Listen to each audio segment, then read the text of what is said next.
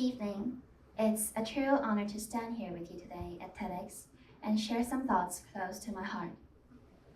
Standing here feels like standing at the edge of a vast forest, full of untold stories, wild truths, and quiet wisdom waiting to be discovered. Tonight, I invite you to journey with me through the forest, hand in hand with curiosity and compassion. So, what worries you most these days? For me, it's the fragile relationship between humans and nature. We live in a world that races ahead. Satellites orbit the Earth, skyscrapers pierce the sky. Yet somewhere along the way, we've forgotten to look down, to notice the soil beneath our feet, the roots underground, the paw prints left behind. The bond we once had with nature has frayed like old rope worn thin by the rain. Humans have shared this planet with nature for over 300,000 years, but are we truly living in harmony with it? I honestly don't think so. We have built walls, physical and mental, between ourselves and the wild. We speak of nature as if it exists out there, separate and distant, something to be conquered or consumed. But nature is not out there. It is within us. It is us.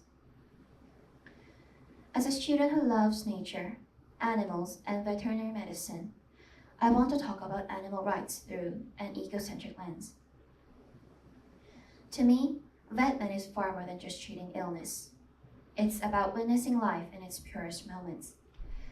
The trembling breath of a newborn calf, the soft blink of an injured bird. These fragile moments speak of dignity, of lives that matter deeply. Questions like, is it okay to keep animals in zoos? Or do humans have the right to euthanize sick animals? Have sparked long debates. These questions are complex, and easy answers don't exist. But at the very least, they invite us to consider why animals deserve respect, and how we might show it. Sometimes, asking the question is more important than rushing to answer it. Respect begins with hesitation, with the courage to pause before we act. Without doubt, animal life is just as valuable as human life. No life should be ignored or dismissed. Ignoring other lives stems from a false sense of superiority, the belief that we stand above them. But superiority is an illusion, a fragile house built on mirrors. Beneath our inventions and titles, we are simply animals too.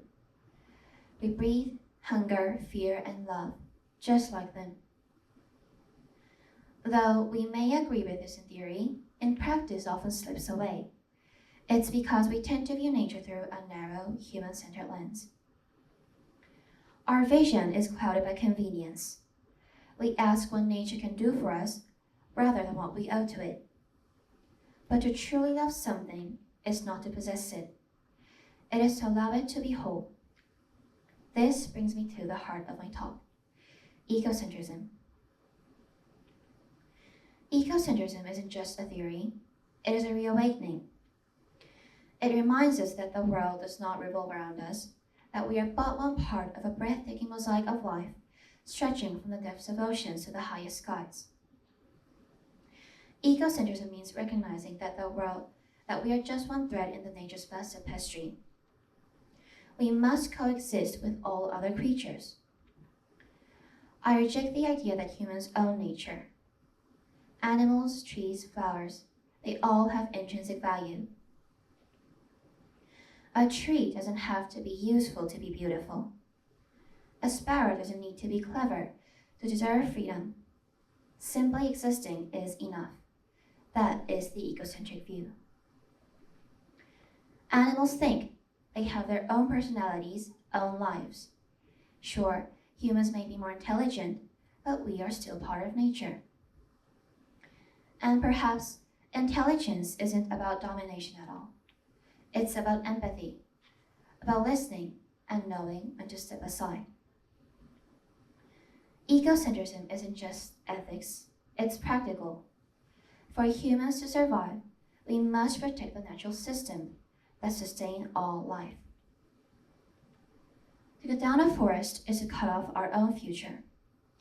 To silence a species is to erase a verse from the symphony of life. Every extinction sends echoes back to us. Ecosystems are interconnected. Our relationship with nature is not one of dominance, but mutual support. After all, we are only one element in the vastness of nature. And quite frankly, animals are adorable. They deserve our respect and love. Their innocence is disarming. Their eyes hold secrets we may never understand. To love animals is to let ourselves be humbled. And isn't humility the first step toward wisdom? Respecting animals is no different from respecting other people. We see ourselves as valuable beings deserving respect. It's time to extend the respect beyond our own kind. Let us rewrite humanity's story, not as rulers, but as guardians, not as takers, but as givers, not above, but among. Let me share a scientific example that shows why respecting animals matters: the concept of trophic cascades. This is not just science, it's a story, a parable told by rivers and trees, a lesson written in hoofprints and wolf howls. In the 1920s and 30s, the US government removed gray wolves from Yellowstone National Park, seeing them as threats to livestock. But in removing the predator, they also removed balance. Nature, like a symphony, depends on every instrument playing in tune. Without wolves, elk population exploded. The elk overgrazed willows, poplars, and aspens. Vegetation along rivers disappeared. Soil eroded badly. Animals like beavers, bears, and birds lost their habitats. One loss rippled into many. When a single thread is pulled, the whole tapestry unravels. Seeing this collapse, biologists and the National Park Service acted. In 1995, 14 gray wolves were reintroduced to Yellowstone. It was a moment of humility, a rare admission that we had gone too far, and only nature herself could restore what we had broken. The wolves' presence made elk cautious, preventing overgrazing. Plants recovered, beavers returned to build dams, fish and birds thrived, bears found more berries, soil erosion slowed. The landscape began to heal, even benefiting tourism. The forest began to sing again. Each creature returned to its verse in the great poem of the park. The land, once silenced, began to speak. It wasn't a bullet that brought back the wolves. It was the ecosystem's cry for balance. We must stop trying to control nature and start standing beside it. To stand beside nature is not weakness, it's reverence, and reverence may be our only salvation. So, how do we respect animals? We start not with answers, but with wonder, not with laws, but with love. It begins with listening, not just with our ears, but with a willingness to step back. To recognize every animal, whether a wolf in Yellowstone or a bird in your home, has fears, comforts, relationships, and purposes outside of us. Their world does not revolve around ours. It spins with its own gravity, tender, secret, and sovereign. Respecting animals is not centering ourselves in their lives. It means protecting their homes even if we never visit. It means asking if our convenience is worth their suffering, and what we eat, wear, test, or use for design. It means choosing silence over spectacle, shelter over greed, compassion over consumption. It means recognizing this animal doesn't exist for me, it exists with me. And that recognition is a quiet revolution, powerful enough to change everything. When we reintroduced wolves to Yellowstone, we didn't just solve a conservation problem. we honored an animal's right to belong. Nature responded with beauty, balance, and healing. Because when trusted, nature knows how to mend, and in that mending, we too are made whole.